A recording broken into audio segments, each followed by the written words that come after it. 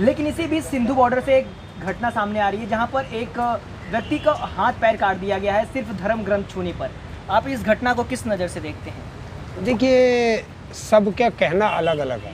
बिल्कुल। कोई कह रहा है धर्म ग्रंथ छूने पे, जैसे आपने बताया। कोई कह रहा है कि वहाँ बेअदबी की गई। कोई कह रहा है कि वो धर्म ग्रंथों को उठा करके भाग रहा था। देखिए, सच्चाई का तो उन्हीं लोगों को पता होगा, हम लोग तो यहाँ बैठे हुए हैं। और जो घटना हुई निंदनीय है, ऐसा नहीं होना चाहिए। कानून है हमारे देश के अंदर, संविधान का राज है, ये होना चाहिए।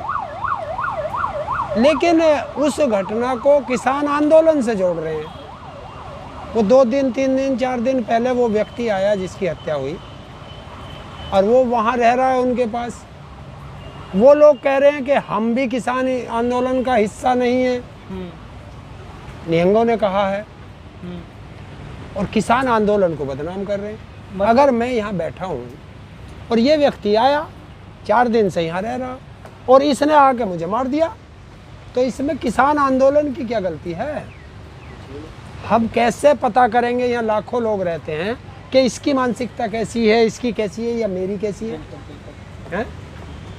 हत्या हुई है, पुलिस ने उसने स्वयं अपने आप को बता दिया मैंने मारा है, वो सरेंडर कर दिया।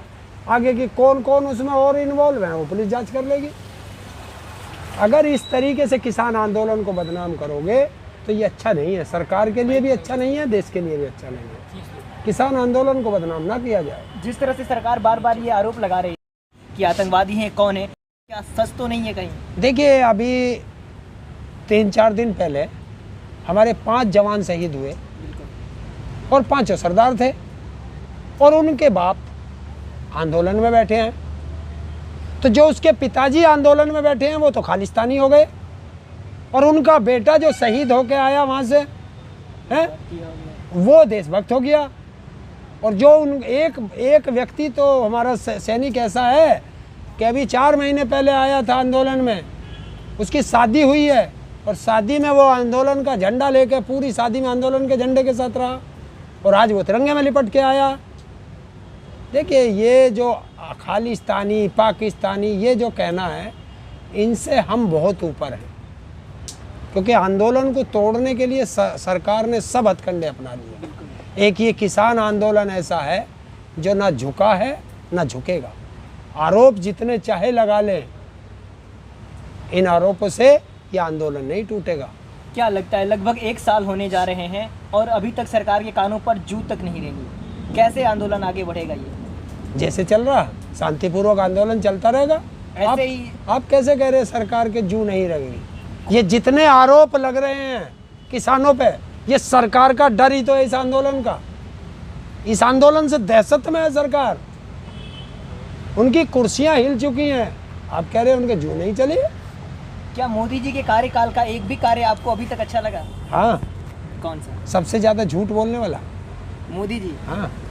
लेकिन लोगों का तो कहना है कि मोदी जी हमारे देश को विश्व गुरु बनाने वाले हैं। कैसे बनेगा? लोगों का कहना है। और कहने में करने में बहुत अंतर है। ये जुबान है, पटर पटर बोल दो, बात खत्म हो गई। विश्व गुरु बनेगा? हैं? बिल्कुल बनेगा। 2014 में भारत में भुखमरी की दर कितने थे? वो क्या है, उसे क्या बोलते हैं? वकील साहब क्या नाम लिया था इसका जो अभी आया 101 में पहुंच गया? हंगर इंडेक्स है। 2014 में पिछली सरकार 51वें नंबर पे छोड़ के गई थी, और आज 101 नंबर पे 116 में से तो हमारी सेंचुरी। भुखमरी में भी सेंचुरी लगवा दी, डीजल में सेंचुरी, पेट्रोल में सेंचुरी है, सरसों के तेल में डबल सेंचुरी, और झूठ बोलने में तो पता नहीं कितनी सेंचुरी मार चुका। तो ये क्या, इससे देश विश्व गुरु बनेगा? देश की नाक कटाने वाला अगर कोई प्रधानमंत्री हुआ है तो वो यही हुआ है। आपने अपनी ज़िंदगी में बहुत सारे सरकारें देखी होंगी, किसी एक का बताइए जो जिसकी सरकार आपको अच्छी लगी। इस प्रधानमंत्री से सारी अच्छी थी। प्रधानमंत्री की बढ़िया सरकार। इससे पहले जो 10 साल करके गया मनमोहन सिंह, वो देश का क्या दुनिया का सबसे बड़ा अर्थशास्त्री थे दुनिया के। और तब जब देश की अर्थव्यवस्था बिल्कुल गर्त में चली गई थी, तब उनको वित्त मंत्री बनाया गया था फुल फ्लैश दे करके। तब राज्य में अर्थव्यवस्था उसने जो है अर्थव्यवस्था सुधार दी थी। ये होती हैं यार, इनको अर्थव्यवस्था इन्हें पता नहीं। हंगर पे लड़ाना, हिंदू मुस्लिम पे तुम समझ गए अब नहीं लड़ेंगे, एक बार लड़ लिए तो तुम्हें जाति और धर्म पे लड़ा देंगे हैं।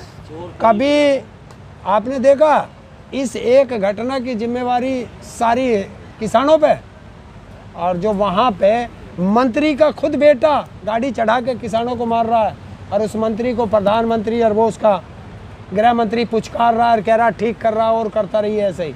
ये है, ये मंत्रियों के काम है। बार बार आरोप ये भी लगाए जा रहे हैं कि ये आंदोलन किसानों का नहीं बल्कि ज़मींदारों का है। किसानों के पास तो ज़मीन ही नहीं है तो वो कैसे आंदोलन कर सकते हैं।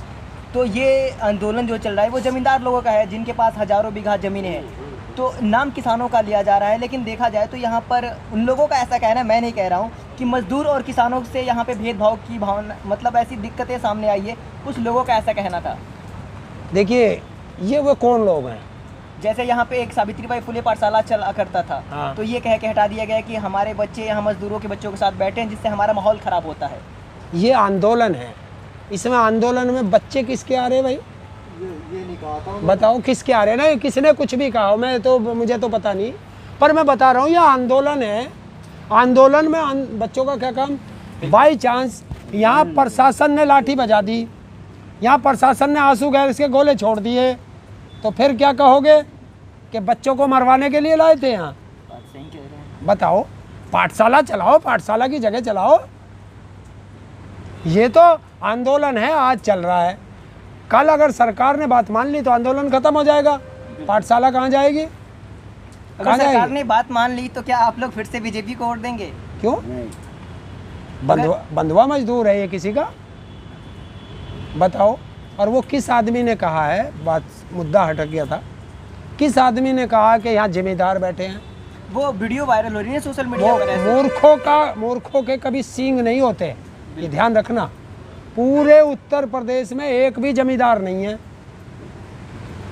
एक भी, पूरे उत्तर प्रदेश में पूरे उत्तर प्रदेश 12.5 एकड़ से बड़ा कोई किसान नहीं है उत्तर प्रदेश में। पूरे उत्तर प्रदेश में पूरे उत्तर प्रदेश में ये कानून है सरकार का। अगर जिसके चौधरी चरण सिंह ने जमींदारी उन्मूलन खत्म कर दिया था, भी सुधार कानून बनाया था, जमींदारी एग्रीकल्चर खत्म। यानी ये जो लोग 1000 बीघा की बात कर रहे हैं अफवाह है ये। अरे मैंने कहा ना, मुंह से बटर बटर बोलना। जिसके पास 12.5 एकड़ से जमीन ज्यादा होगी हाँ। वो बाकी की जमीन सरकार की हो जाएगी उसी दिन। ये यहाँ का कानून है उत्तर प्रदेश का। फालतू जगह अगर तेरे पास 13 एकड़ है तो आधा एकड़ तुरंत सरकार के खाते में चली जाएगी, तेरे से छिन जाएगी फ्री में। उसका मुआवजा भी नहीं मिलेगा तुझे। कुछ नहीं। तो है उनके पास वो क्या 2-2 रुपए के ट्रोलर हैं, बिल्कुल। IT सेल है, वो कुछ भी पहले लो, गोदी मीडिया है। बिल्कुल। लेकिन सच्चाई छुप नहीं सकती बनावट के असूलों से। और मोदी को कह देना खुशबू आ नहीं सकती इन कागज के फूलों से। ये किसान है, हर चीज़ जानता है। क्यों चल जाते थे? क्योंकि किसान बहुत भोला होता है। इसे कह दो भाई तेरी फसल अब ठीक हो जाएगी तो अपना खुश हो जाएगा। चलो भाई इन्हें आशीर्वाद दे दिया।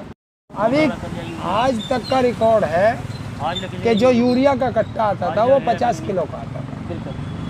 अब इन्होंने उसके रेट भी बढ़ाए और यूरिया का कट्टा आके 45 किलो का कर दिया, 5 किलो की चोरी कर ली। तब काय का चोर ना निजीकरण से कुछ फायदा आपको दिख रहा है देश में? निजीकरण से देश बर्बाद होगा। ये है जिनको ये हमसे तोड़ना चाहते हैं ना। हमने कहा ना, ना हिंदू है, ना मुसलमान है, ना सिख है, ना ईसाई है, ये तो भारत का किसान है। उससे क्या करेंगे? ये SC ST OBC का जो रिजर्वेशन है वो अपने रिजर्वेशन के जो हमारे कागज हैं, जैसे मान लीजिए हम OBC हैं, आप SC हैं, ये ST है, तो अभी इनके जो सर्टिफिकेट है उसको लेमिनेशन कराओ और जहाँ हमारे बुजुर्गों की तस्वीर टंग रही ना वहाँ टांग दो, क्योंकि वो किसी काम का नहीं है। देश के अंदर कोई संस्थान बचा है सरकारी? बिल्कुल नहीं। तो फिर नौकरी कहाँ मिलेगी? कहाँ से तुझे रिजर्वेशन मिलेगा बताओ? उस पर क्यों नहीं लड़ते आप लोग? रिजर्वेशन तो खत्म हैं? हो चुका है, सिर्फ अच्छा। गालियाँ बची है नाम पे। अब ये क्या करेंगे, अगर मुझे मार दो तुम तो कहेंगे ओबीसी का मार दिया, इसे मार दो एससी का मार दिया, और एससी का भी ना कहेंगे, पूरी जाति लेंगे इसकी नाम की हैं। अबे हत्या हुई है, कानून तुम्हारा, सजा दो, बिल्कुल वो नहीं देंगे, पहले इसको भुनाएंगे कि इसकी राजनीति कैसे मिले। अब इनको क्या लग रहा, वो एससी वहाँ देखो इन्होंने वहाँ करना चाहा लखीमपुर खीरी में, सिख बनाम हिंदू, पहले हिंदू मुस्लिम की थी यहाँ, वो ख़त्म होगी क्योंकि हिंदू मुस्लिम एक जगह आ गया। बिल्कुल वो जान गया कि या तो मेरे मरेंगे या तेरे मरेंगे, नेताओं का कोई मरता ही नहीं, बिल्कुल। तो हम क्यों लड़ें। तो अब इन्होंने वहाँ पे हिंदू बनाम सिख करनी चाहिए, वो नहीं चली। तो अब यहाँ एक की हत्या हुई है तो अब उसे दलित पे प्रचारित कर रहे हैं। अरे हत्या हुई है, उसमें दलित हो या ब्राह्मण हो या ठाकुर हो चाहे मुस्लिम हो चाहे कोई हो, हत्या हुई है किसी की, उस पर जांच करे पुलिस, जो भी अपराधी है सजा दे कानून के हिसाब से। हम क्या मना कर रहे हैं, मैंने भी अगर कोई अपराध किया तो मुझे भी सजा मिले, इसमें कौन सी है। ये कोई क्या मतलब है कि कोई SC है ST है OBC है माइनॉरिटी है, इससे क्या मतलब है। देश को फिर वहीं ले जा रहे हो बिरादरीवाद पे। हम बड़ी मुश्किल से इसको एक तरफ लेके जा रहे हैं क्योंकि इनका काम है, ये तोड़ने वाले हैं, हम जोड़ने वाले हैं, ये नफरत वाले हैं, हम प्यार बांटने वाले हैं।